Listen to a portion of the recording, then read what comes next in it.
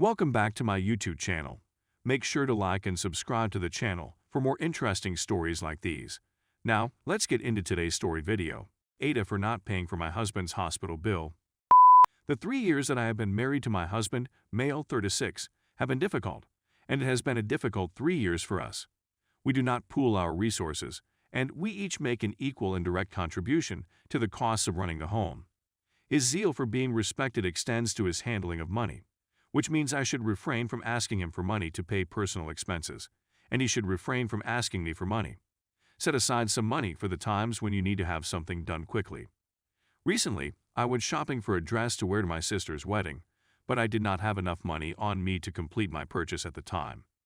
Despite the fact that he had money in his hands, he refused to offer it to me as a gift. I attempted to contact my husband in order to beg him for money, about $200, but he refused. I wasn't offended. Well, I won't lie, I was upset since I had to purchase less expensive apparel as a result of his actions, but I didn't create a scene or dispute with him because he didn't offer me any money to complain about.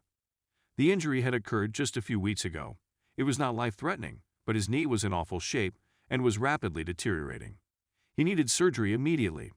In response to his request for assistance with his medical fees, since he did not anticipate to remain in the hospital for long owing to his injuries, I declined. He pleaded, but I told him no, and then no more than once. He attempted to intimidate me into paying by claiming that I had money and that he was in the midst of an emergency at the time of the transaction. When he was driving, I told him that his recklessness, whether with money or driving, was not my concern. His mother was eventually called upon to assist him. However, instead of refusing to pay, she paid the whole amount and then continued to probe me about my inability to pay for weeks. She referred to me as a vile H-bag and stated that I lacked the necessary thigh or wife material to do this to my husband, among other things. Despite the fact that I expressed my dissatisfaction with her harassment and asked my husband to push her to stop, he chose to stand by her side instead of standing up for me. A discussion with him the other day was about his double standards, namely how I am supposed to pay for him, but he does not do the same for me, like in the case of the clothing issue a month ago, among other things. He stared at me as if I was insane, and he blamed me for not assisting him since, unlike the garment incident, this was a major emergency that required immediate assistance. He went so far as to tell me that acting in such a petty and vengeful manner had crossed the line for him. Even though I stepped outside to breathe some fresh air, the headache persisted for days and he's still enraged over it. Let's not even get started on how vile his mother has been described. AITA, I feel like I just kept my part of the no mixed financings contract when I signed the agreement. As an example, when I requested his assistance in paying for the dress, he inquired as to whether he was entitled to any refund, which I denied. He responded by stating that had I the money and wasn't in financial distress, I would not have sought his assistance in the first place, which is why he declined.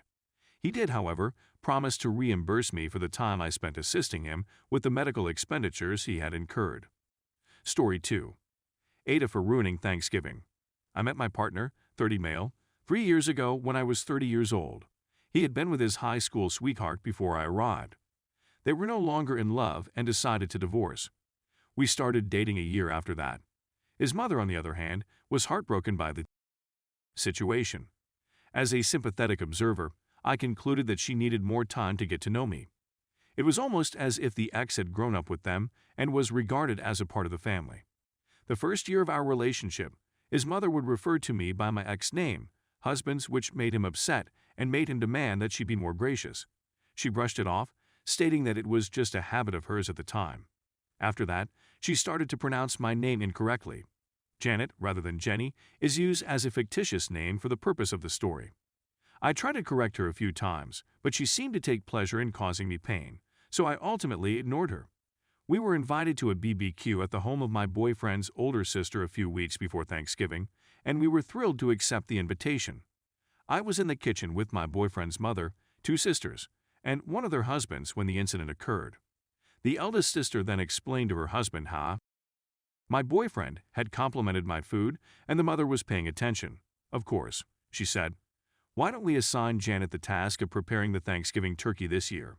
I exclaimed, "Wow, that's a fantastic idea."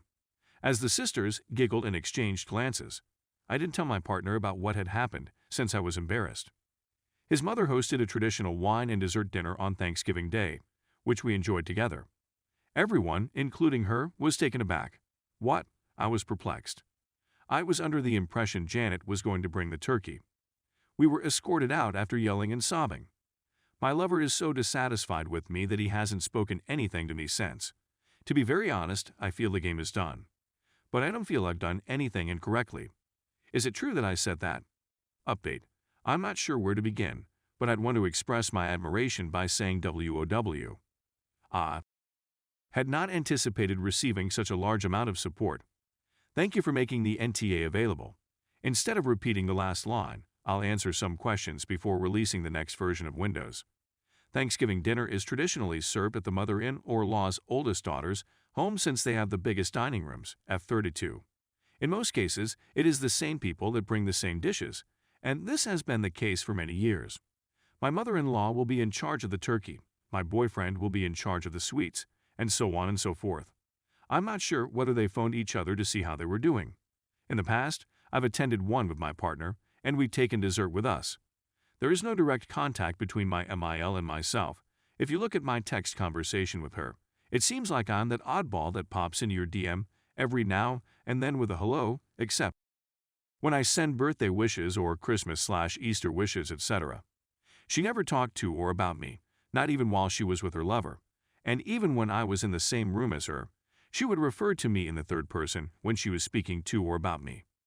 One of her greatest concerns while at the BBQ was that her sister-in-law and her husband were complimenting my meal and asked if they might come over for dinner sometime. If you were familiar with MIL, you wouldn't think it was unusual at all. MIL was the trigger that set off everything. Only those who were familiar with Janet, such as SIL, Phils, and so on, understood what was going on at Thanksgiving. The others were bewildered and terrified. After his mother attempted to evict me, my boyfriend became bewildered and upset, and he told her that he, too, would be leaving. Because I lived just 5 minutes away from my mother-in-law, I only had 5 minutes to explain myself. After leaving me off, he grew agitated and drove away from the scene. My knowledge of what he did thereafter, or how the rest of his family celebrated, is sketchy at best. I placed my order and sat back to keep an eye on the time. I apologized to him both that night and the next day, and I sought to contact him throughout the weekend without success. I was disappointed in myself. The most current update is that I was at a party yesterday that both my partner and I had planned to attend before the disagreement arose, and it was wonderful. I was waiting for him when he came, and we spent the rest of the evening together. He inquired as to if we may meet later at my home, and I agreed. Instead of being furious with what I did, he expressed his displeasure with my failure to notify him, claiming that he had been made to appear like an idiot. I sincerely apologized once again. I confess to him that I don't think I'll ever be able or want to make peace with my mother-in-law, and that I'm not sure if that's what I want for myself in the long run. When it comes to my SIL children, she's a terrific grandmother, but will she be the same with ours, given that she plainly dislikes and will not like me? I also told him that I was unable to be with someone who would forsake me for a period of 2-3 weeks if he became furious with me, and he agreed. As a consequence, we decided to part ways. I'm disappointed since I admire him, but in the long run, this is definitely for the best. Many people believe that my mother-in-law won the race, although I was never in a race with her. Due to my disinterest, she may come to feel that she has won, and at the very least, she will begin calling her boyfriend's next girlfriend by my first and last names.